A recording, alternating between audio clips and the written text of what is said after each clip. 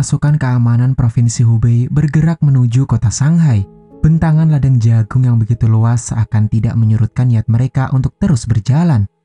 Sementara dari kejauhan, kota Shanghai terlihat seperti porak-poranda akibat perang yang terus berkecamuk. Setelah menempuh perjalanan yang sangat panjang, mereka akhirnya menginjakan kaki di kota Shanghai. Layaknya kota tak bertuan, sedikit pun tak ada tanda kehidupan di sana. Mereka tidak bertemu dengan polisi militer maupun tentara revolusi nasional atau bahkan tentara Jepang. Dan tak lama berselang, salah satu pria yang menelusuri tempat itu menyadari kehadiran tentara Jepang. Ia lantas berteriak memperingatkan rekan-rekannya. Namun bukannya memberikan perlawanan kepada musuh, mereka justru berlarian pontang-panting ketakutan. Akibat hal itu, tentara Jepang pun dengan mudah menghabisi sebagian dari mereka. Sementara kakak beradik bernama Duanwu dan Hubei memilih bersembunyi bersama pamannya.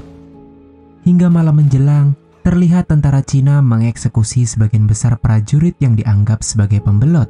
Tetapi Duanwu, Hubei, dan sang paman berhasil bertahan dan melarikan diri. Meskipun pada akhirnya usaha mereka berujung hasil yang sia-sia. Ketiga orang itu akhirnya tertangkap dan dituduh sebagai pembelot. Bersama sejumlah pembelot lainnya, mereka digiring ke sebuah gedung yang dikenal sebagai Gudang Siang. Terletak di kota Shanghai, Gudang Siang merupakan satu-satunya pertahanan terakhir bagi tentara Cina yang tersisa. Meski demikian, para pembelot seperti tak sudi diberi perintah. Di saat para prajurit memperbaiki benteng pertahanan, mereka justru bertindak sesuka mereka. Hingga kemudian sempat terjadi perdebatan hebat antara Sersan Zhu dan seorang veteran perang yang keras kepala bernama Guai.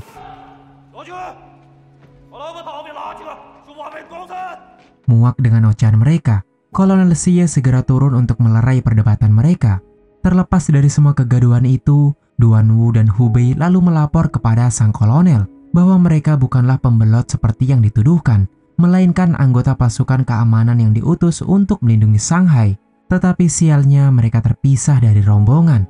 Karena baru berusia 13 tahun, Hubei mendapat perintah untuk mengamankan diri ke lantai atas. Sedangkan sang kakak serta pamannya ditugaskan untuk menanam ranjau darat di luar gedung. Tetapi tak lama kemudian, tiba-tiba sebuah peringatan bahaya memaksa mereka bersiaga. Di tengah malam yang diguyur hujan, ternyata itu hanyalah rombongan penduduk sipil yang akan mengungsi ke area konsesi internasional atau dikenal sebagai daerah zona aman perang. Melihat ada kesempatan, sang paman bergegas berlari mengikuti rombongan tersebut demi menghindari peperangan. Namun setibanya di ujung perbatasan, ia malah tidak diizinkan untuk melintas karena mengenakan seragam militer. Berbagai upaya pun bahkan telah ia lakukan. Meski demikian, para penjaga sekalipun tetap tidak mengizinkannya. Berbanding terbalik dengan daerah konsesi, pemandangan Gudang Siang terlihat begitu gelap dan mencekam.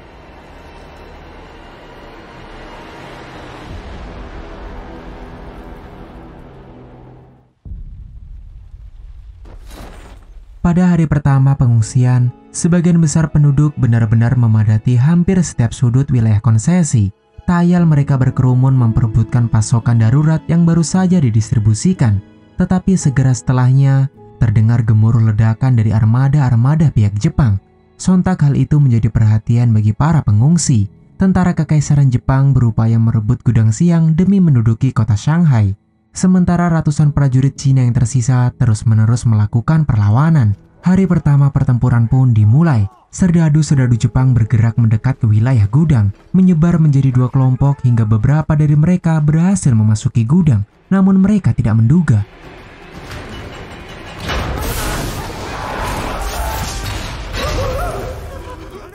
ternyata mereka terjebak ke dalam perangkap yang telah disiapkan tentara Cina. Setelah situasi cukup mereda, beberapa pembelot termasuk Duanwu lalu ditugaskan untuk membersihkan area gudang. Belum sempat menyelesaikannya, pihak Jepang tiba-tiba menyerang untuk kedua kalinya menggunakan gas beracun. Beberapa bom gas yang dilemparkan membuat tentara Cina berlarian kebingungan. Cadangan masker yang sangat terbatas memaksa mereka menghalalkan berbagai cara. Salah satunya adalah mengenakan kain yang dibasahi menggunakan air seni. Situasi semakin memburuk ketika gas mematikan itu menyebar ke wilayah konsesi. Kondisi semakin tidak kondusif. Para pengungsi tercerai-berai berlarian menjauh dari wilayah perang, bergegas mengevakuasi diri mereka masing-masing.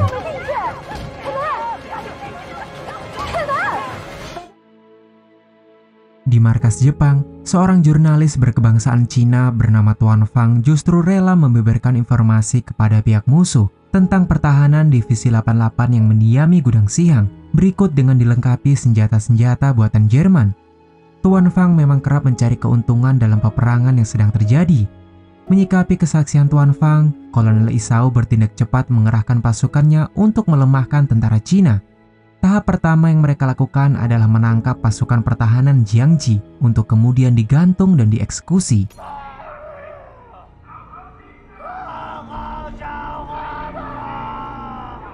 Duan Wu yang menyaksikannya dari kejauhan tak bisa berbuat apa-apa, kecuali hanya pasrah menangisi pamannya. Begitupun sebaliknya, tentara Jepang yang sebelumnya telah tertangkap menjadi objek balas dendam tentara Cina. Hal itu sempat menuai perdebatan di antara mereka.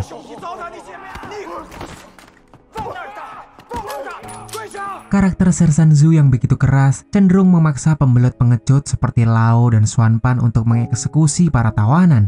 Namun setelah menyaksikan pamannya tewas, tentu Duan Wu tidak tinggal diam. Ia lekas mengokang senapannya, bersiap dalam posisi menembak.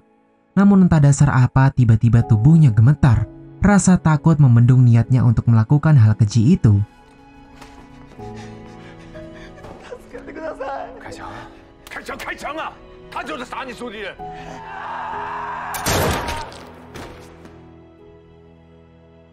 Duan Wu akhirnya membalas kematian pamannya. Beberapa waktu setelah insiden eksekusi itu, Duan Wu berencana melarikan diri bersama Xuan Pan serta salah satu pembelot lainnya. Mereka bertekad melewati saluran air dengan berenang ke wilayah konsesi. Betapa terkejutnya ketiga orang itu ketika menyadari puluhan ahli samurai mendekat ke arah mereka. Merasa terdesak, mereka tak punya pilihan lain selain bersembunyi di bawah air.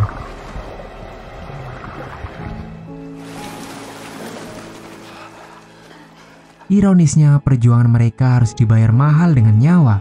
Salah satu pembelot pun harus tewas karena kehabisan oksigen, sementara Duan Wu dan Xuan Pan lekas berenang menjauh.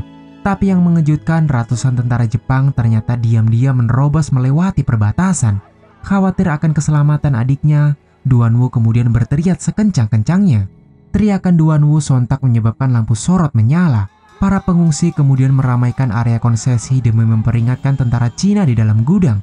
Pertempuran jarak dekat pun tak terhindarkan. Sejumlah pasukan samurai mulai mengawali jalannya pertempuran. Para pembelot kemudian dibekali senapan satu persatu. Mereka bergerak cepat menuju ke lantai 3 untuk mengepung tentara Jepang yang menerobos melalui jendela.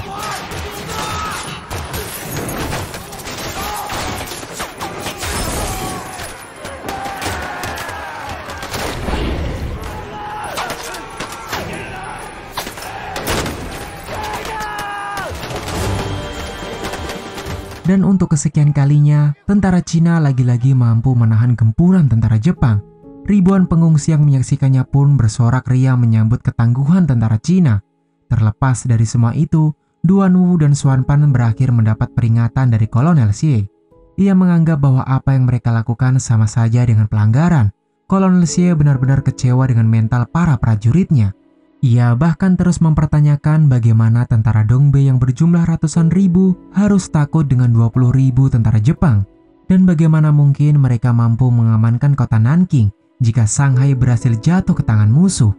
Dan sebagai hukumannya, mereka pun ditugaskan untuk memperbaiki benteng di ruangan bawah tanah. Menginjak hari kedua pertempuran, marching pasukan Jepang benar-benar mengguncang kota Shanghai. Mereka tengah bersiap-siap melakukan serangan balasan. Hingga headline di koran-koran lokal memberitakan jika pihak Jepang akan merebut Gudang Siang dalam waktu 3 jam. Sontak hal itu membuat kegaduhan yang menyebabkan orang-orang penting ingin menyaksikan pertempuran tersebut, tak terkecuali sang presiden. Sementara pihak Inggris hanya bisa menjaga wilayah konsesi agar tidak melibatkan penduduk sipil. Waktu pun menunjukkan tepat pukul 1 siang, tentara Jepang mulai berdatangan dari arah utara. Deretan tentara Jepang terhitung lebih banyak dari tentara Cina. Terlebih mereka harus mewaspadai kendaraan berat penghancur beton. Menyikapi situasi tersebut, Kolonel Xie segera bertindak cepat menginisiasi prajuritnya untuk menahan serangan di lantai 2. Perlawanan yang tidak berimbang itu memaksa para pembelot untuk bertempur. Situasi di lantai 2 benar-benar dilanda kepanikan. Para prajurit lalu berusaha melubangi tembok sebagai sarana melemahkan kendaraan berat tersebut. Namun sekian granat yang mereka lemparkan sedikit pun tidak bekerja. Sesaat kemudian, Hubei memiliki gagasan untuk menggunakan sebuah tabung oksigen guna memicu ledakan.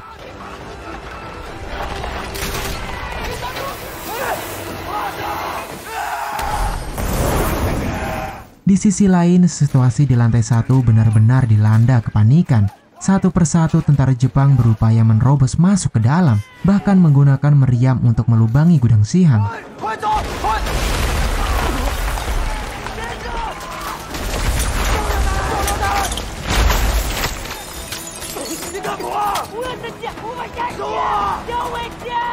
Situasi semakin tidak terkendali ketika prajurit Cina mulai berjatuhan satu demi satu. Meskipun kelompok pengecut, Lau bukanlah tipe orang yang tega melihat rekannya terluka. Ia bermaksud melindungi rekannya dari serbuan tentara Jepang.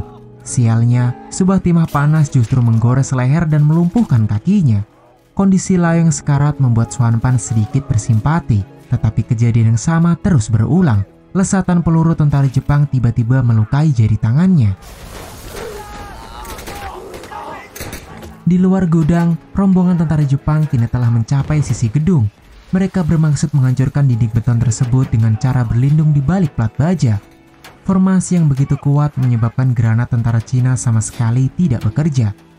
Menyadari pertahanan mereka kian melemah, salah seorang prajurit terpaksa mengambil keputusan yang sangat berani. Tanpa bimbang sedikit pun, ia lekas mengalungkan belasan granat di lehernya, lalu melompat jatuh ke segerombolan tentara Jepang.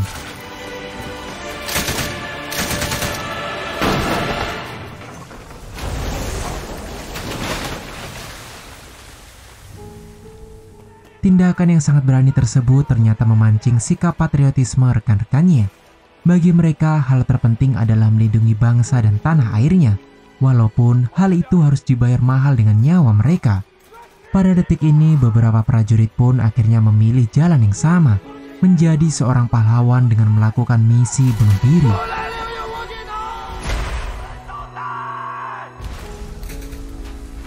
Jeritan maupun ledakan bertubi-tubi seketika memekakan telinga para pengungsi.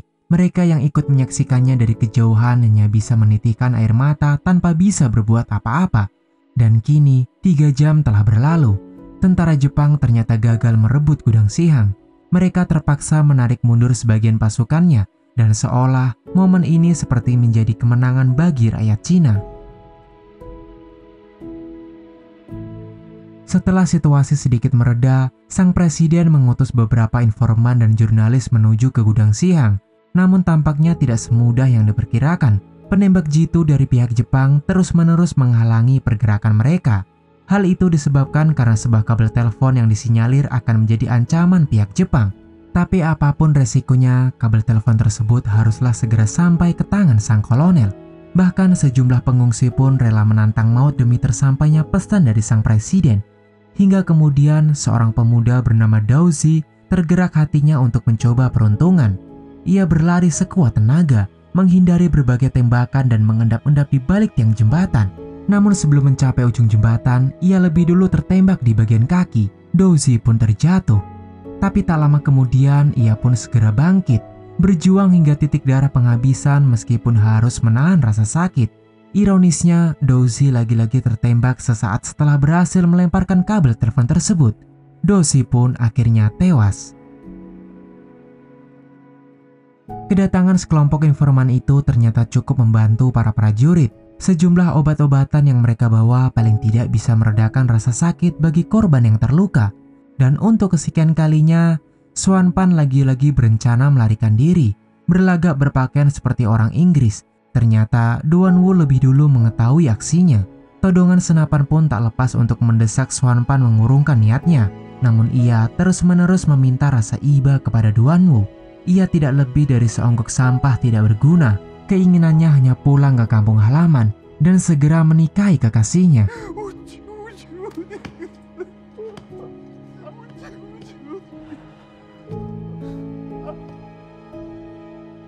Berkat simpatisan dari para pengungsi, Para prajurit sedikit terbantu dengan makanan dan minuman yang mereka salurkan. Dan hingga detik ini, dari 800 tentara hanya tersisa sekitar 420 orang, termasuk para pembelut yang masih bertahan di gudang Sihang. Ketika situasi sedikit terkendali, tak ada yang menyadari bahwa seorang gadis muda menyusup melintasi perbatasan, kecuali Duanwu. Ia kemudian bergegas menolong gadis tersebut. Saking sialnya, sebuah timah panas dari penembak jitu sedikit mengoyak bagian lehernya. Ia pun jatuh tersungkur merengek memanggil adiknya.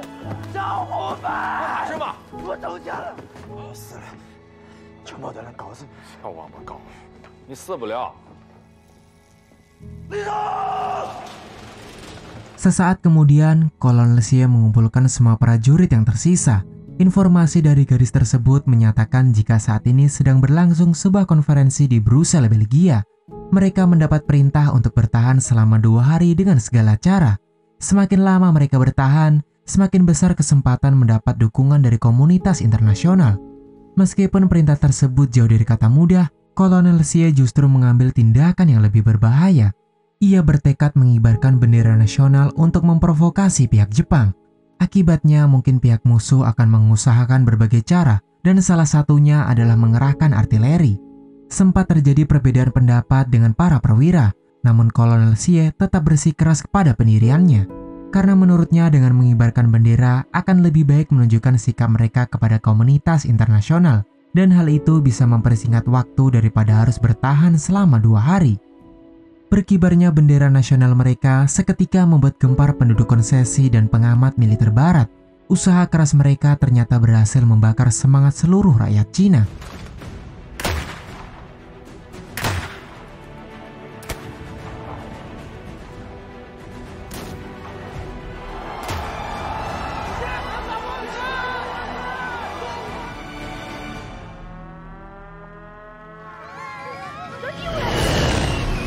Tak lama kemudian, sirena pesawat tempur Jepang terdengar dari kejauhan. Kedua pesawat itu melesat dengan cepat mendekati gudang Sihang. Sementara itu, Kolonel Xie segera bertindak cepat menginisiasi formasi dan persenjataan. Objektif mereka hanya satu, yaitu melindungi bendera agar tetap berkibar. Di sisi lain, senjata anti-aircraft mereka ternyata mengalami kendala. Hal itu mengakibatkan para penjaga bendera harus gugur setelah menerima rentetan tembakan.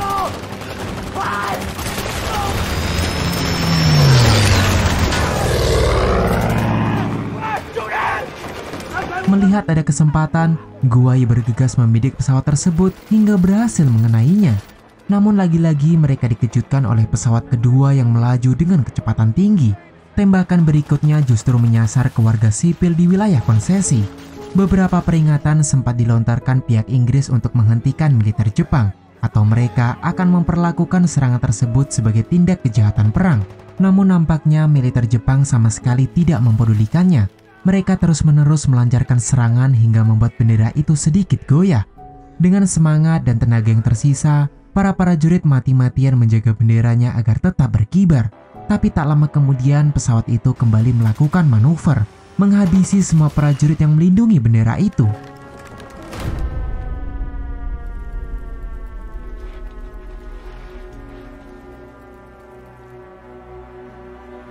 Tak ingin berdiam diri begitu saja, Guai bergegas kembali menaikkan bendera, berteriak sekencang-kencangnya untuk merequest evakuasi kepada para prajurit yang terluka. Sersan Zhu yang mendengarnya segera mendekat, sementara Duanwu bersiap dengan senapannya.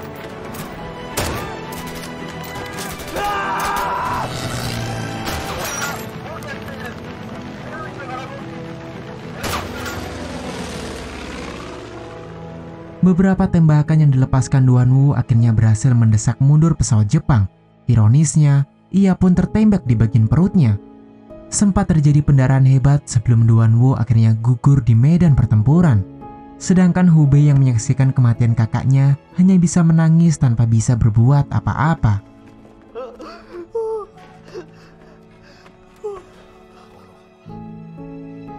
Selang beberapa waktu setelah pertempuran sebelumnya, terdengar sebuah rumor jika Perdana Menteri Belgia terlibat dalam kasus korupsi, dan ia pun menyatakan untuk mundur.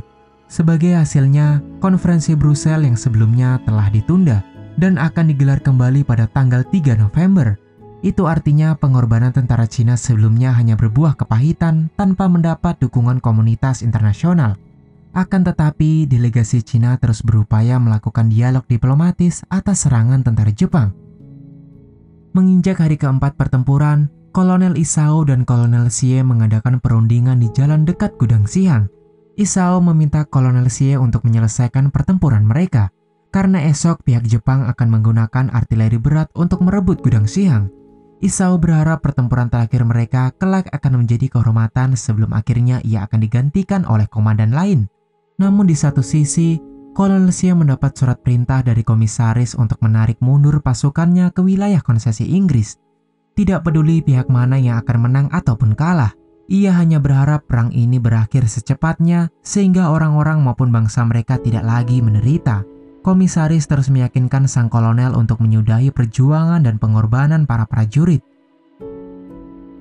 Hingga malam menjelang, Kolonel Xie tidak punya opsi lain selain mematuhi perintah tersebut. Tindakan berikutnya adalah memberi pemahaman kepada para prajurit, dan yang terpenting misi terakhir mereka adalah bertahan hidup dengan melintasi jembatan ke arah konsesi.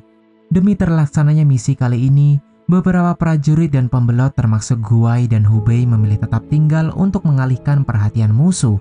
Mereka mulai bergerak mendekat ke markas tentara Jepang, tetapi yang mengejutkan pihak Jepang ternyata mengetahui rencana pelarian tentara Cina. Menyikapi hal itu, Kolonel Xie memerintahkan pasukannya untuk menembak lampu sorot, namun tiba-tiba tembakan suar dari pihak Jepang menerangi seisi jembatan. Para prajurit sempat panik akan kejutan tersebut, sementara para relawan kian mendekati markas tentara Jepang, hingga sebuah tembakan menjadi sinyal pertanda dimulainya misi pelarian. Regu pertama mulai bergerak dan dipimpin langsung oleh Kolonel Xie. Tak lama kemudian, regu kedua dan ketiga menyusul Kolonel Xie dengan cepat.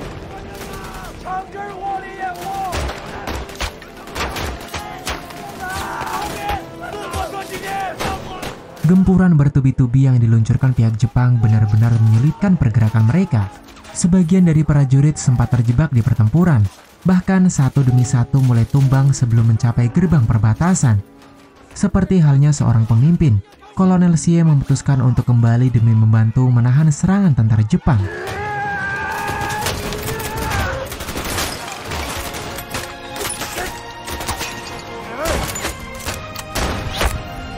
Penduduk konsesi yang menyaksikan pembantaian berdarah itu seolah merasa terpanggil.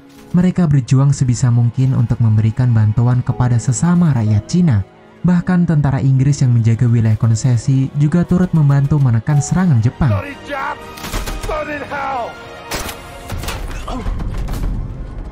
Dengan sisa tenaga yang tersisa, Kolonel Xie segera bangkit memerintahkan pasukannya untuk tetap berlari ke wilayah konsesi.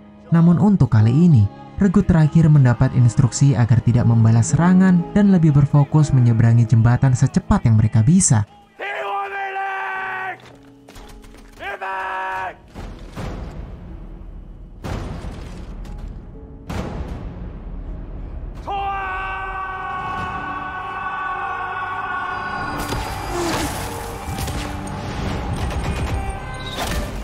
Malam yang sangat singkat tersebut benar-benar menjadi momen dramatis kala itu. Para pengungsi yang mendiami wilayah konsesi seolah menjadi saksi hidup akan gugurnya tentara Cina yang berkorban demi negaranya.